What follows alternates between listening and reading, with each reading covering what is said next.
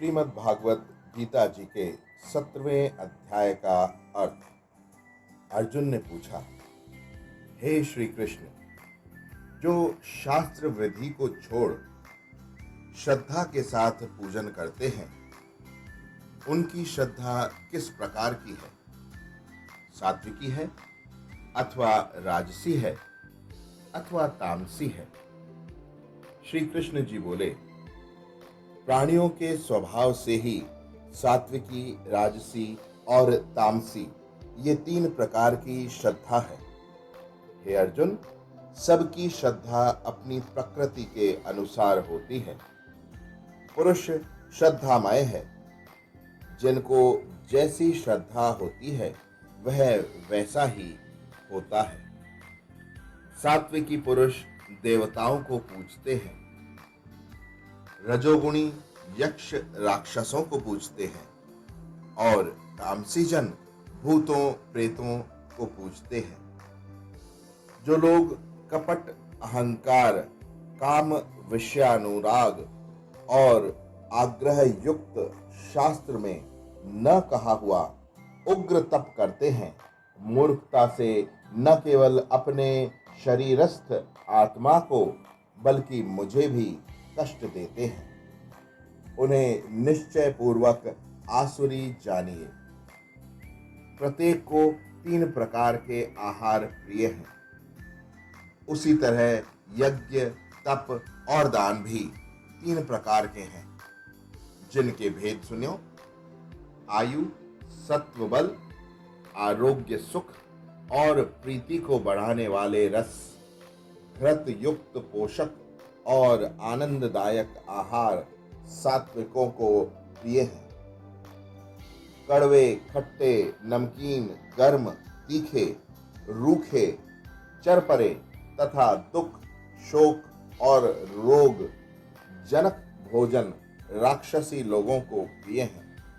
पहरों का रखा हुआ अनिरस, दुर्गंध युक्त, बासी, उच्छिष्ट, अपवित्र भोजन तामसी लोगों को अच्छा लगता है। यज्ञ करना ही है, ऐसा मन को दृढ़ करके फल की इच्छा बिना विधि पूर्वक जो किया जाता है वह सात्विकी है। हे भारत श्रेष्ठ, फल की कामना से और लोक दिखावे के लिए जो यज्ञ किया जाता है उसे राजस जानो। शास्त्र की विधि से हीन, अन्नदान रहित, मंत्र और बिना श्रद्धा के किया हुआ यज्ञ तामस कहलाता है। देवता, द्विजगुरु और विद्वान इसका पूजन पवित्रता, सरलता, ब्रह्मचर्य और अहिंसा का आचरण करना शारीरिक तप है। जिस वाक्य से किसी का दिल न दुखे, सत्य, प्रिय, हितकारी भाषण, स्वाध्याय का अभ्यास वाचिक तप है। मन की प्रसन्नता, चित्त की शांति, मौन, आत्म निग्रह और निष्कपट रहना यह मानसिक तप है। यह तीनों प्रकार का तप यदि श्रद्धा से फल की इच्छा त्याग कर और योग युक्त होकर किया जाए, जो अपना आदर और बढ़ाई कराने के लिए दंभ पूर्वक किया जाता है, यह आंतर्य और क्षणिक तप राजस है। जो दुराग्रह से आत्मा को कष्ट देकर या दूसरे के नाश के लिए किया जाए उसे तामस तप कहते हैं। फल की इच्छा त्याग, उत्तम बुद्धि से उत्तम स्थान में सत्य पात्र के बदले में कोई वस्तु लेने की इच्छा बिना किया जाता है उसे सात्विकी दान कहते हैं। जो दान प्रत्युपकार अथवा किसी फल की इच्छा से कलेश पूर्वक दिया जाता है उसे राजस दान कहते हैं। अयोग्य समय में अयोग्य पुरुष को असत्कार और निरादर के साथ जो दान दिया जाता है उसे तामस दान कहते हैं। ओम तत् और सत। ये तीन ब्रह्म के नाम हैं। इन्हीं से आदि काल में ब्राह्मण यज्ञ और वेद बने हैं। इसी से ज्ञानी पुरुष यज्ञ, दान और तप आदि शास्त्रोक्त क्रियाएं ओंकार उच्चारण के साथ करते हैं। मुमुक्षुजन फल की इच्छा न करके सत शब्द का उच्चारण कर यज्ञ, तप और दान करते हैं। हे अर्जुन, सत शब्द का उच्चारण सद्भाव और साधु भाव से किया जाता है तथा मंगल आदि वैवाहारिक कर्म भी सत कहलाते हैं।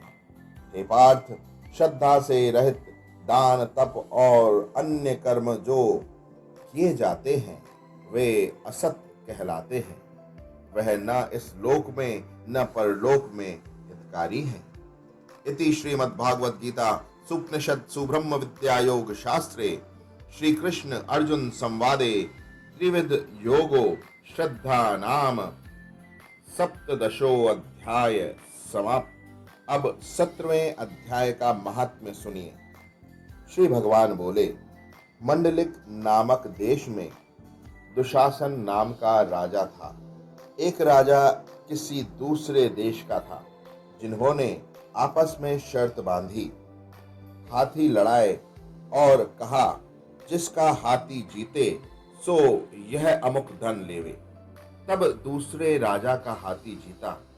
कुछ दिन पीछे हाथी मर गया तो बड़ी चिंता हुई। एक धन गया, दूसरे हाथी मरा, तीसरे लोगों में हंसी हुई, इससे निंदा हुई। इसी चिंता में राजा मर गया। यमदूत पकड़कर धर्मराज के पास ले गए। धर्मराज ने हुक्म दिया, यह हाथी के मोह में मरा है, इसको हाथी की योनि में जन्म दो। हे लक्ष्मी, राजा दुशासन मंगल द्वीप में जाकर हाथी हुआ और वहां उस राजा के बहुत से हाथी थे, जिनमें वह भी था। उसे पिछले जन्म की खबर थी। मन में बारंबार यह पछतावे कि मैं पिछले जन्म में राजा था, अब हाथी हुआ हूं। बहुत रुदन करे, खावे पीवे कुछ नहीं। इतने में एक साधु आया, जिसने राजा को यह शोक सुनाया। राजा बड़ा प्रसन्न हुआ और बोला, हे संत जी, कुछ मांगो। उसने कहा, मेरे पास सब कुछ है, एक हाथी नहीं है।